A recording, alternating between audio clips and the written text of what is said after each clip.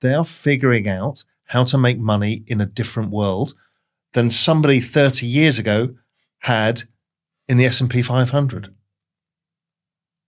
And, how dare we tell them? Do you want to be right or do you want to make money? The classic. You said meme coins are a trade. Yeah. So despite being part of the church. Yeah. Before you know it, it's something else. And it's not just about the game that they're building. There's something I still think with Bored Apes, that spirit of rebellion that got lost in the corporatization of Yuga Labs that may come back out again. So is there a bet in Mutant Apes? Because they're 1 ETH or something. Yeah, probably. I'll ask my favorite question of the day for NFTs. How could you be wrong on the NFT thesis? On your NFT thesis? I can be wildly wrong. We don't know what somebody in 10 years' time is going to ascribe value. These are illiquid things. And maybe people decide that wasn't the cultural moment and they don't really care about it and it disappears. But my thesis is if this space goes from $2 trillion to $100 trillion, that journey is going to mean that everybody who was early is going to remember this for the rest of their lives and other people will hero worship that period, which is why if you own a punk now, it says a lot. The most important thing in investing is risk management. Many will be tempted to go all in meme coins at their own peril, but they will learn. 90% of new people will just go all in. They will learn. We all do. It's fine. How do you structure your portfolio in terms of Sol, Sui, meme coin, and NFTs? More or less.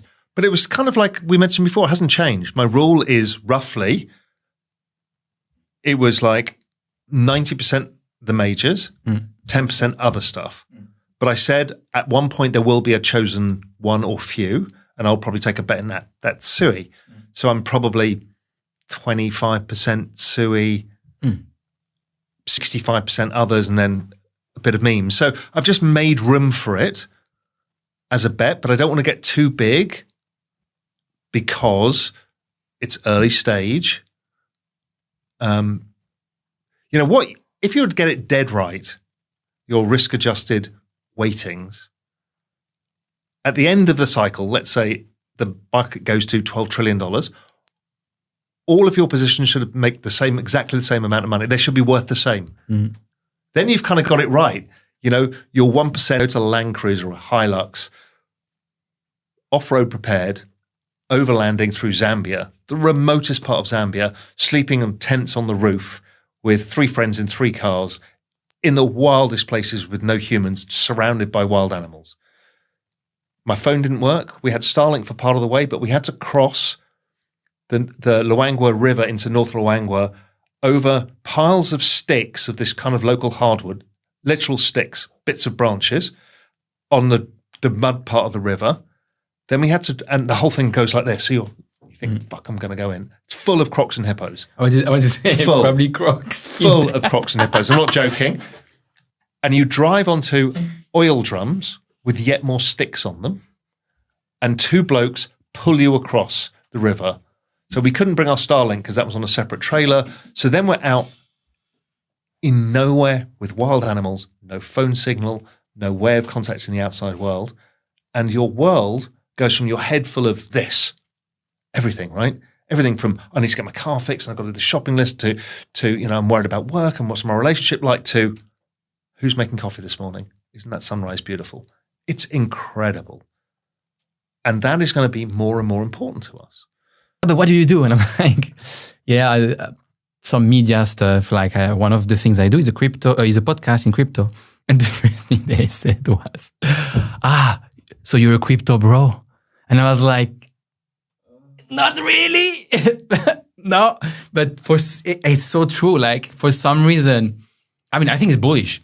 I think it's very bullish because people don't give a fuck and they think it's kind of lame and everything. But man, I mean, I don't care. I don't do it to be cool, but because I'm not anyway. But it's so true. It's just like, and so what we found is like the demand for in person is relentless. So we're connecting people. We're giving them the tools. We're giving them knowledge, all of this stuff. And that's where we're going. So you can kind of live your life, and eventually we'll have execution on the platform, and you can do everything from start to finish.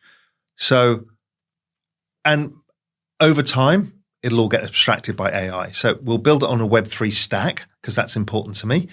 And then all of this episode might be out just before or after the elections, but as you often like to say, it doesn't really matter. You say it doesn't really matter who wins. It doesn't really matter because the acceleration of crypto and AGI is going to take over the government. Can you explain? Look, I think this election is important for some people.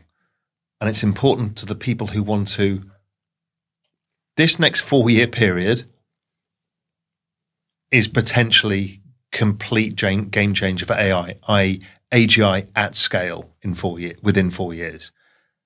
And blockchain, if it keeps doubling every year, well, if there's 500 million active wallets now, it's 1 billion next year, 2 billion the year after, right? The game is about to be played. This is why Silicon Valley is jumping sides. What they want is no regulation and a chance to hit the accelerator button. Now, is that good or bad? Humans, but there's going to be a battle between governments and the machines, much like there is between workers and the machines. But in the end, governments will start adopting it. Corporations will start adopting it as a way of making better decisions. We talked about, decisions within Real Vision. I've made tons of bad decisions. Would the AGI be better? Yes. Will it interview people better? Yes. Will it work out a better growth strategy? Yes. Will it find better margin? Yes. So what the fuck is my job? Yeah, what will you do? That's my point. 6 years. You've got 6 years. What's the thing that occupies most of your mind share today?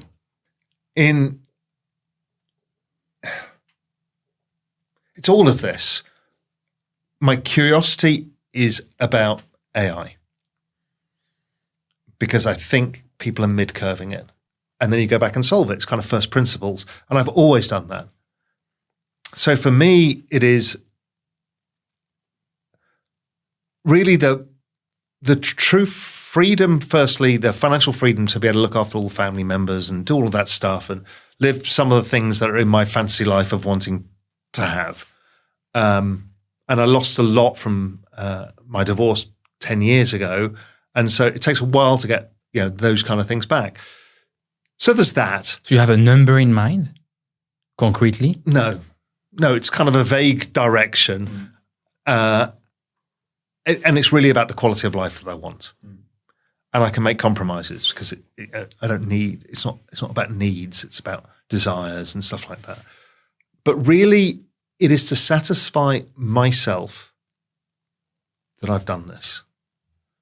I left Spain having done the first part of my journey, which was the investment banking hedge fund side, built Global Macro Investor, but I knew I had more in me and I wanted. This sums up well your philosophy as a wrap up for today. Why is it so important to be optimistic? I have always been an optimist, but when it came to finance, I was always erring on it's all going to go horribly wrong. Partly because in macro, the legends made money from that. I grew up, Asian crisis, financial crisis, .com bust. That was my hedge fund period. We all made money with that. You mean in the big downturns, right? The big downturns, because they come really fast. They're very concentrated. So you take a huge amount of risk for a short period of time, you make a fortune and you outperform everybody. And then in the up years, you kind of grind it out. But if you think about it, we had a bust in 1994, which was the last time the Fed raised rates too fast. You can be optimistic. You can have ups and downs and everything still moves forwards. It taught me how to take longer term risk. It taught me how even to stop the player versus player world that macro was and financial markets people were. I'm smarter than you. Crypto's like, we're all going to make it. It's like, it's so much more open and nicer. So, yeah. Absolutely. And we have these crazy crashes and it's the end of the world, but it actually never is. No. It never. We always recover. Yeah, and every geopolitical crisis, you get these big expert things from these geopolitical strategists. Well, this move is going to happen, this move, and they're going to invade China. It's going to blow up and it's kinetic war. It never happens. Why? Nobody's stupid. Sometimes things can go horribly wrong. I get that. But I'm not going to bet on the 1% of times when 99% of the time it goes right. Yeah. Eventually. Because 99% of the time, as you like to say, it doesn't really matter. Yeah. Thank you, Raoul, for spending